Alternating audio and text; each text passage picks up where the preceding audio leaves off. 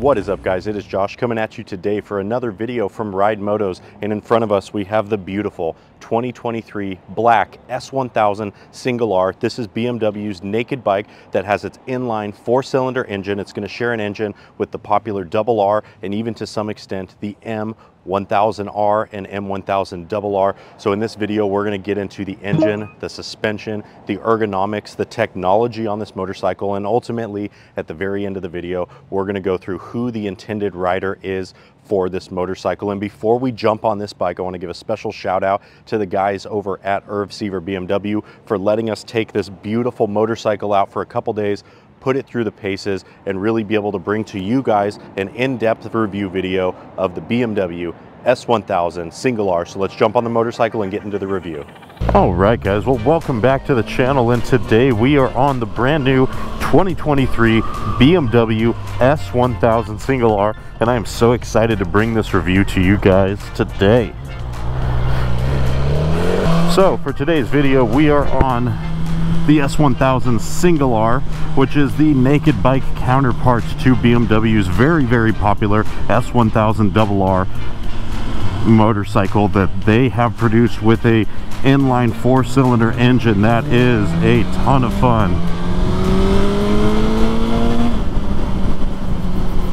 And if you guys have ridden around on any inline 4-cylinder engine in the past, you know that these things sound so unique. I mean, they just really scream and have a sound that is very distinct. So very excited to bring you guys this video. And so to start off with our video review, we are going to tackle the engine first. So one of the things that I will say about this motorcycle is that I have personally owned a BMW S1000RR, which is going to be the sport bike version of this motorcycle. So that bike is going to have a more aggressive riding stance. It's going to have a front fairing, where this motorcycle we're on is going to have flatter bars, different riding position. Obviously is not going to have any sort of fairing, giving it that naked bike name that we have all come to love.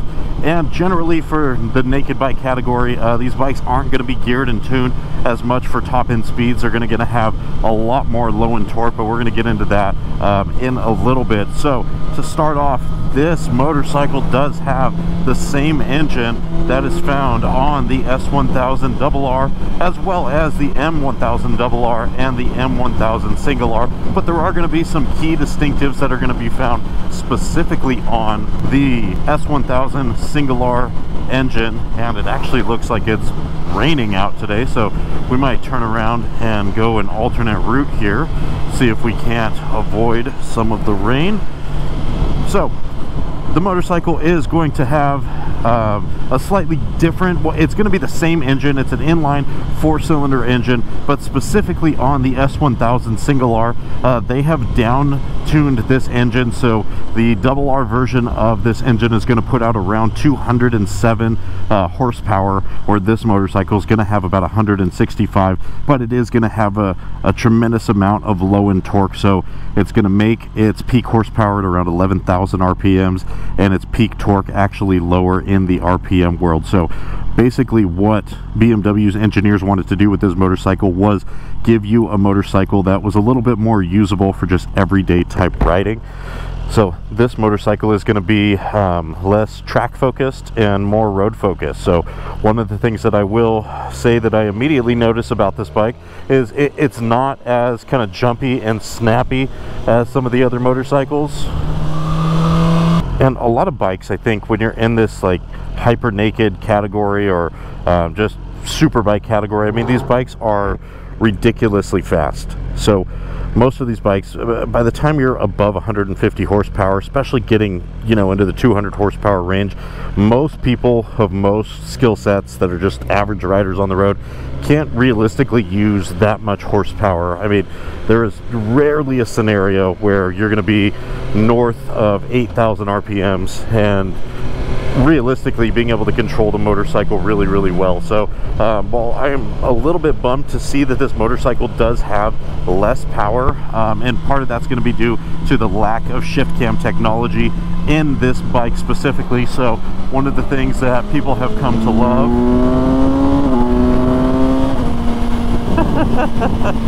but I'll say, as a side note, this bike does not lack get up and go. It still has 165 horsepower, and it gets you to where you need to go in an absolute hurry. So as we're talking about the lack of horsepower, lack of shift cam technology and all of that stuff, please do not think for a second that this bike is lacking. It is an absolute rocket of a naked bike. It is still definitely in the hyper naked category, and you definitely need to know what you're doing if you're going to swing a leg over this bike and roll on the throttle. But this bike specifically does not have the shift cam technology that is found in its S1000R counterpart, which means that the shift cam technology, basically BMW is going to use two different cams profiles. One is going to be for low end torque. It's going to save you a little bit in fuel efficiency at your low RPMs, and then the other one is going to be just absolute horsepower, performance oriented cams in the higher RPMs. You're not going to get that in this motorcycle, but what you are going to get is your peak torque snapping on at a much lower RPM than you are in the RR counterpart, which makes it a lot more fun for normal everyday riding. And this bike is going to accelerate a lot faster than the RR because of it. So where the RR is going to have a lot higher end top speed, the single R is going to have a lot more low end torque and grunt, which realistically most people are not going above 150 miles an hour to even notice the top speed difference. So I will say that, and we're going to get into this a little bit later in the intended rider section, but if you are not intending to track your bikes often, and realistically you're going to be 90% on the road, the S1000 single R or any naked bike in general is probably going to be more comfortable for you for everyday riding, especially with the more upright seating position. So this motorcycle redlines somewhere right around 11,000 RPMs, although something worth noting that BMW does have a break-in period on their motorcycles. So for the first 600 miles or so, you are not going to be able to go above, I think it's like 9,000 RPMs or something like that. And then once you cross that 600, you take your motorcycle back to the dealership, you do your first service, and then they unlock the full potential of the motorcycle. So some people really don't like that. I've seen a lot of people kind of knock that on social media and online, but there you go. I mean, it's honestly, so I did a whole break-in period on the S1000RR that I did own, and at the time it was a little bit frustrating because I just felt like, all right, you know, I want to go ride this bike to its full potential. But looking back on it now, I can say that it was a really good thing just to be able to get a really good feel, understanding, and just overall skill of the motorcycle before you start launching it going north of 9,000 RPMs and really taking the bike to its full potential. So there you go, just something to consider as you're going through this bike.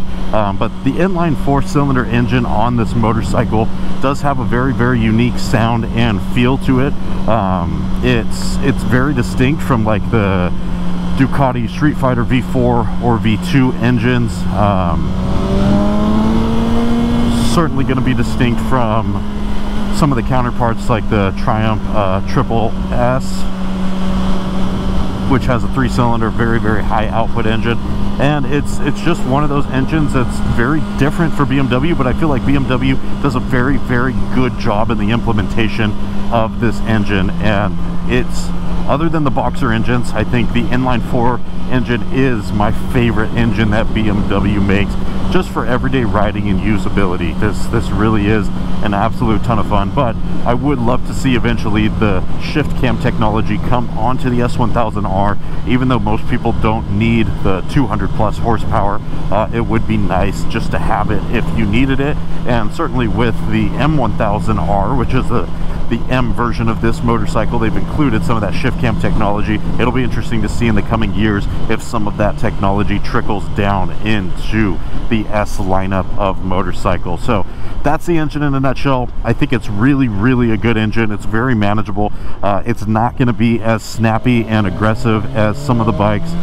Certainly less aggressive than like the KTM 1290 Super Duke, or even less aggressive than Aprilia's Tuono 1100, which I don't know, I get why that's a naked bike, just the upright seating position, but it feels kind of like a cheater because it does have some sort of fairing with the windscreen. But this motorcycle is really going to be in line with BMW's overall design philosophy of motorcycles. And if you have watched any of our video reviews in the past, we've talked a lot about what the intended, I guess, design philosophy is when BMW makes a motorcycle. And I feel like BMW really tries to make bikes that are meant to be ridden, so they don't go super track ready aggressive motorcycles, but they also don't go very posh and comfortable. They really try and go just right in the middle of those things, so you get a lot of the creature comforts that you would expect on a BMW motorcycle with all of the technology, and we're going to get into that a little bit later.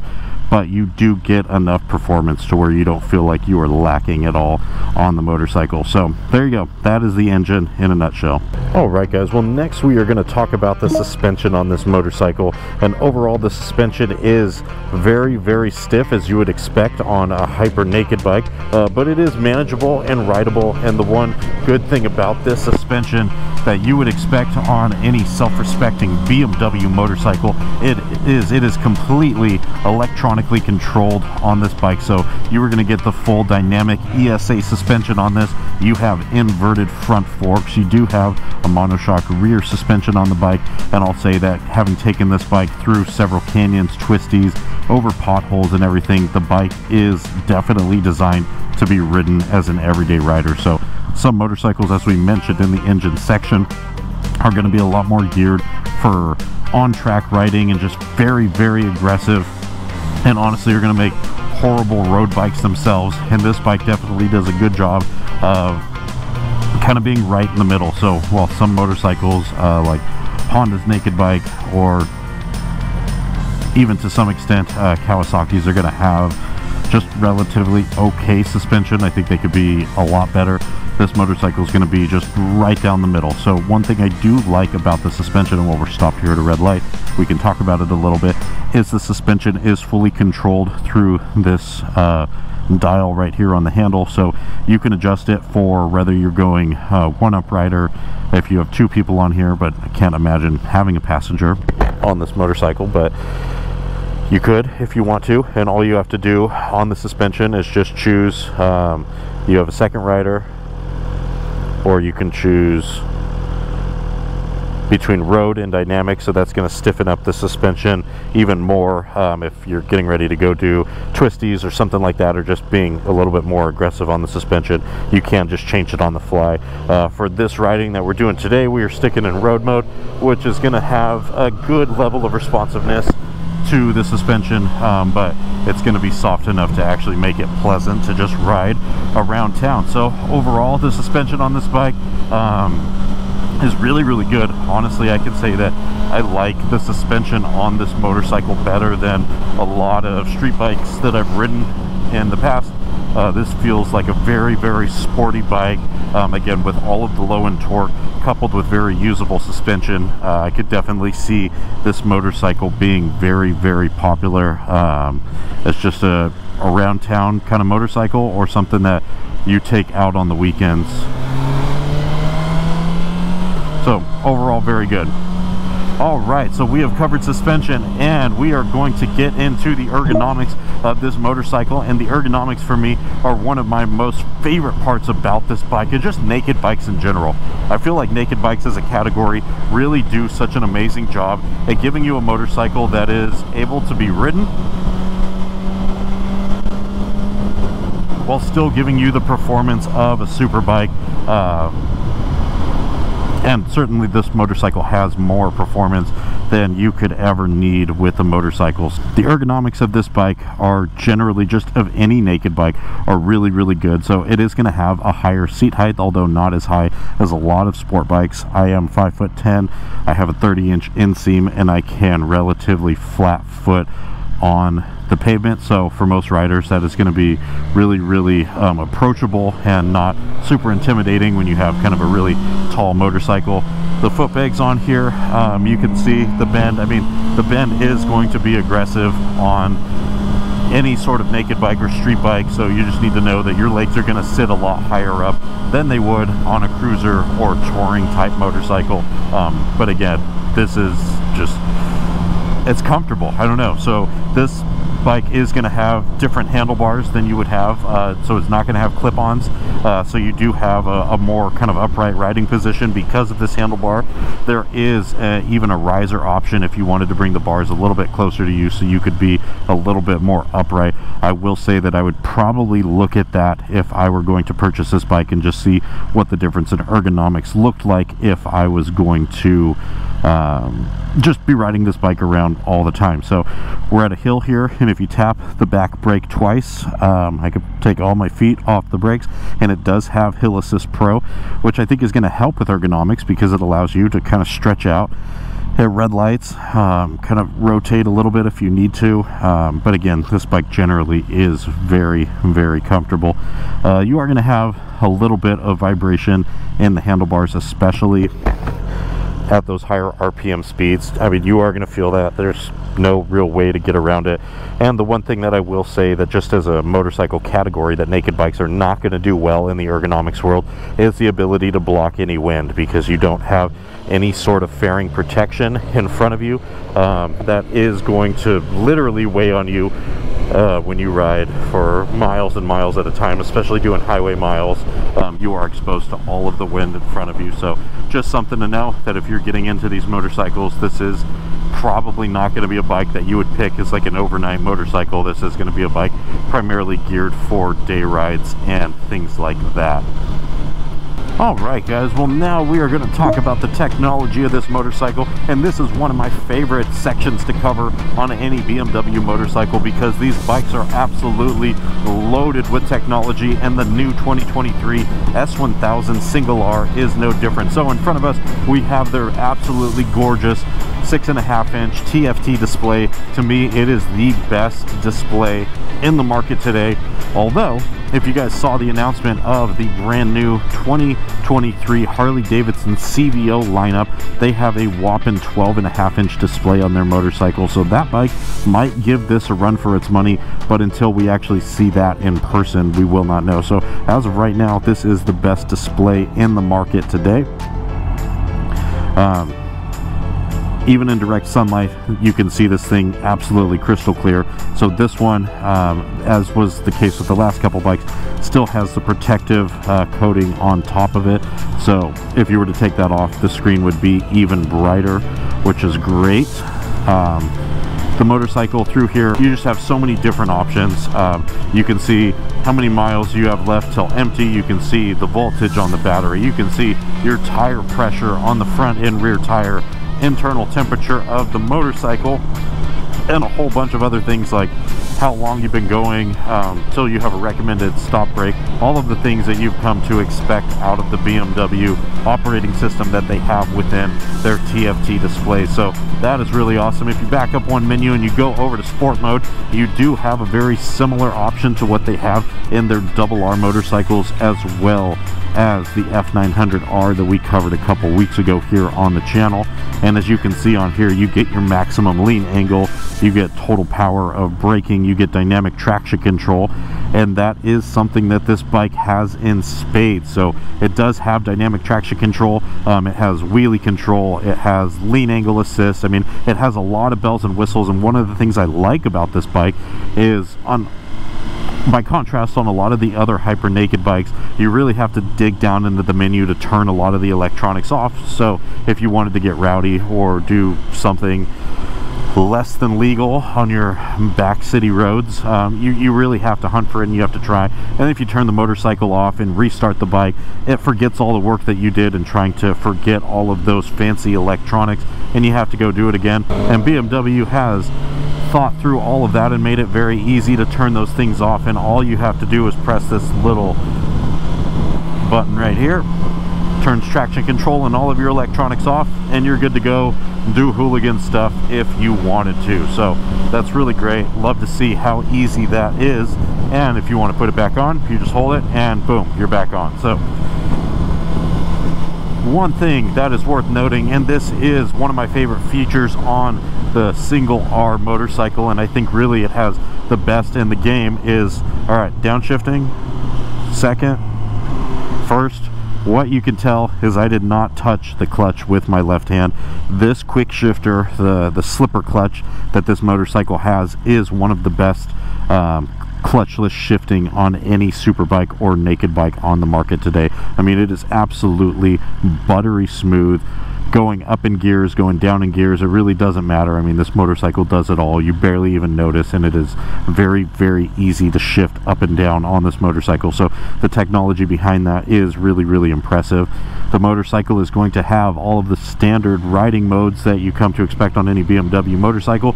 So you're going to toggle through a switch right here. You're going to have your rain mode, which is going to be the kind of most dumbed down version. You're going to have road mode, you're going to have dynamic, and then you're going to have your dynamic pro mode, which is really what we've been riding the motorcycle around on, and that's going to be the stiffest suspension, most aggressive throttle, and just overall the most fun on a motorcycle. All right, the bike is going to have cruise control on it, which is really nice. Ducati, looking at you guys for not putting cruise control on a lot of your motorcycles, and I think that's just going to go into a lot of the philosophy of BMW and how they designed this motorcycle. Is they genuinely designed this motorcycle to be ridden on the road specifically. So there are a few motorcycle manufacturers like KTM, Ducati, and Aprilia specifically that are going to make more track oriented bikes, and those bikes are going to put out more horsepower. They're going to be more track focused. They're going to strip away all of the bells and whistles that you don't need on the track. But honestly, what that does is, for me at least, it makes it a lot less enjoyable to ride those motorcycles actually, well, on the road. So, you know, if I have to do highway miles and I'm going 30-40 miles down a freeway, chances are I'm going to want cruise control.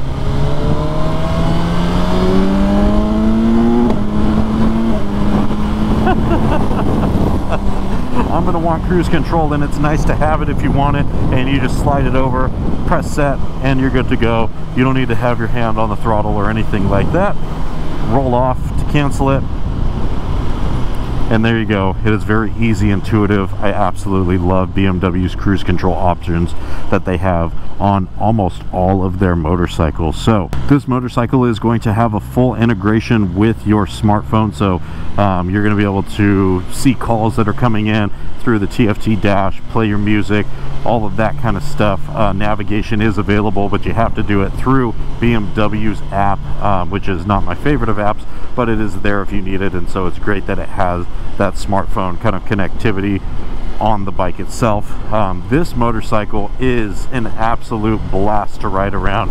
I mean, honestly, if I was going to get back into street bike riding and just had a bike that I really wanted to go fast and rip through canyons, a naked bike is absolutely what I would get. And I personally, out of any of the motorcycles, would get the BMW S1000R motorcycle, which is as good of a segue as any to go into who is the intended rider for this motorcycle. And this is easy because it's, well, me, and so we'll talk a little bit about it. And that is going to be a motorcycle rider that really wants a healthy balance of performance as well as all of the creature comforts that you would come to expect on a motorcycle. So, you know, it's somebody who is going to want to get after it every once in a while, but it isn't necessarily going to be taking the motorcycle to the track, you know, 3 or 4 times a month. Maybe we'll go to the track once or twice a year, but is generally going to have this motorcycle as a road motorcycle, and is going to want some of those creature comforts like cruise control, like connectivity of your smartphone, just overall ease to ride. So some of the motorcycles that are more track focused, while they don't have a lot of bells and whistles, they also are a lot more difficult to ride. The throttle's a lot more snappy. The bikes just feel very, very aggressive, kind of pissed off all the time. And while that is fun to ride for a little bit, I can say if you're planning on spending a whole day on a motorcycle, you kind of want something that's just right in the middle. So this motorcycle is going to do that.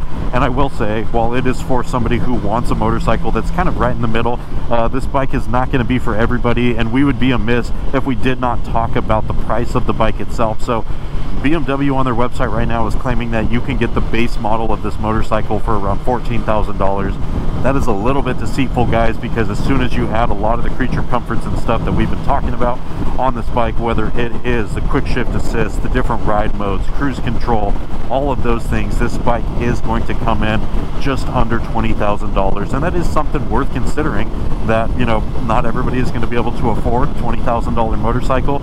And then on top of that, if you want all the bells and whistles that this motorcycle specifically has on the M package, like the M levers, has the M front brake cover, clutch cover, it's going to have the rear sets, it's going to have all the carbon fiber throughout.